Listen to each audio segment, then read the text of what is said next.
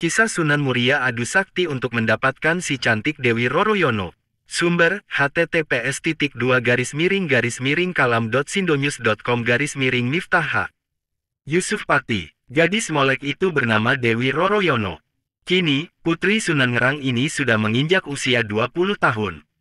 Sang ayah memiliki niat merayakan ulang tahun putrinya itu. Sunan Ngerang bukan orang sembarangan. Beliau adalah guru orang-orang penting pada zamannya. Para muridnya antara lain Sunan Kudus, Sunan Muria, Adipati Pathakwarak, Kapa dan adiknya Gentiri. Kisah dan ajaran Wali Sangakarya Lawrence Rashidi menceritakan bahwa Sunan Ngerang adalah seorang ulama yang disegani masyarakat karena ketinggian ilmunya. Beliau tinggal di Juwana. Sunan Ngerang mengundang murid-muridnya untuk syukuran 20 tahun putrinya itu. Selain murid, tetangga dekat juga diundang, demikian pula sanak kadang yang dari jauh. Setelah tamu berkumpul, Dewi Roroyono dan adiknya yaitu Dewi Roro Pujiwati keluar menghidangkan makanan dan minuman. Keduanya adalah dara-dara yang cantik rupawan. Terutama Dewi Roroyono yang berusia 20 tahun, bagaikan bunga yang sedang mekar-mekarnya.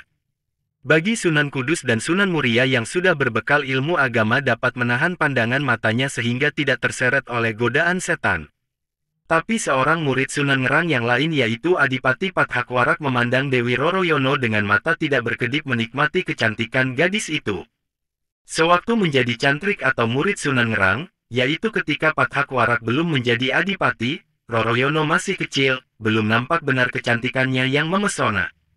Sekarang, gadis itu benar-benar membuat Adipati Pathakwarak tergila-gila. Sepasang matanya hampir melotot memandangi gadis itu terus-menerus. Karena dibakar birahi yang menyala, Pathakwarak tidak bisa menahan dirinya. Dia menggoda Roroyono dengan ucapan-ucapan yang tidak pantas. Lelaki mulai bertindak kurang ajar.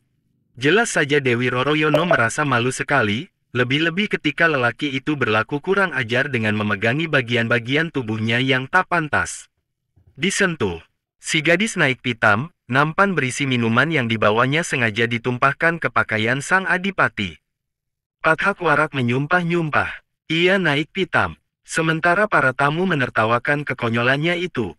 Hampir saja Dewi Roroyono ditamparnya kalau tidak ingat bahwa gadis itu adalah putri gurunya. Dewi Roroyono memilih lari masuk ke dalam kamarnya. Gadis itu menangis sejadi-jadinya karena dipermalukan oleh Pathakwarak. Malam hari tamu-tamu dari dekat sudah pulang ke tempatnya masing-masing. Tamu dari jauh terpaksa menginap di rumah Sunan Ngerang. Mereka yang menginap itu termasuk Pathakwarak dan Sunan Muria. Pathakwarak memiliki niat tak terpuji. Lelaki yang sudah dibakar nafsunya itu tak dapat memejamkan mata kendati malam telah larut. Pathakwarak kemudian bangkit dari tidurnya mengendap-endap ke kamar Dewi Roroyono. Gadis itu disirapnya sehingga tak sadarkan diri. Kemudian melalui genteng Pathakwarak melorot turun dan membawa lari gadis itu melalui jendela. Dewi Roroyono dibawa lari ke Mandalika, wilayah Keling, Jepara. Setelah Sunan Ngerang mengetahui bahwa putrinya diculik oleh Pathakwarak, maka beliau berikrar siapa saja yang berhasil membawa putrinya itu bila perempuan akan dijadikan saudara Dewi Roroyono. Bila lelaki akan dinikahkan dengannya. Tak ada yang menyatakan kesanggupannya. Karena semua orang telah maklum akan kehebatan dan kekejaman Pathakwarak. Hanya Sunan Muria yang bersedia memenuhi harapan Sunan Ngerang. Saya akan berusaha mengambil Diajeng Roroyono dari tangan Pathakwarak, ujar Sunan Muria menyatakan kesanggupannya. Maka berangkatlah Sunan Muria ke Keling. Hanya saja, di tengah perjalanan Sunan Muria bertemu dengan Kapa dan Gentiri, adik seperguruan yang lebih dahulu pulang sebelum acara syukuran berakhir. Mengapa Kakang tampak tergesa-gesa? Tanya Kapa, merasa heran melihat Sunan Muria berlari cepat menuju arah Keling. Kisah Sunan Muria adu sakti untuk mendapatkan si cantik Dewi Roroyono. Sumber, https://kalam.sindonews.com/miftah H. Yusuf Pati, gadis molek itu bernama Dewi Roroyono. Kini, putri Sunan Ngerang ini sudah menginjak usia 20 tahun. Sang ayah memiliki niat merayakan ulang tahun putrinya itu. Sunan Ngerang bukan orang sembarangan. Beliau adalah guru orang-orang penting pada zamannya. Para muridnya antara lain Sunan Kudus, Sunan Muria, Adipati Pathakwarak, Kapa dan adiknya Gentiri. Kisah dan ajaran Wali Sangakarya Lawrence Rashidi menceritakan bahwa Sunan Ngerang adalah seorang ulama yang disegani masyarakat karena ketinggian ilmunya. Beliau tinggal di Juwana. Sunan Ngerang mengundang murid-muridnya untuk syukuran 20 tahun putrinya itu. Selain murid, tetangga dekat juga diundang, demikian pula sanak kadang yang dari jauh. Setelah tamu berkumpul, Dewi Roroyono dan adiknya yaitu Dewi Roro Pujiwati keluar menghidangkan makanan dan minuman. Keduanya adalah dara-dara yang cantik rupawan. Terutama Dewi Roroyono yang berusia 20 tahun, bagaikan bunga yang sedang mekar-mekarnya. Bagi Sunan Kudus dan Sunan Muria yang sudah berbekal ilmu agama dapat menahan pandangan matanya sehingga tidak terseret oleh godaan setan. Tapi seorang murid Sunan Ngerang yang lain yaitu Adipati Pathakwarak memandang Dewi Roroyono dengan mata tidak berkedip menikmati kecantikan gadis itu. Sewaktu menjadi cantrik atau murid Sunan Ngerang, yaitu ketika Pathakwarak belum menjadi adipati, Roroyono masih kecil, belum nampak benar kecantikannya yang memesona. Sekarang, gadis itu benar-benar membuat Adipati Pathakwarak tergila-gila.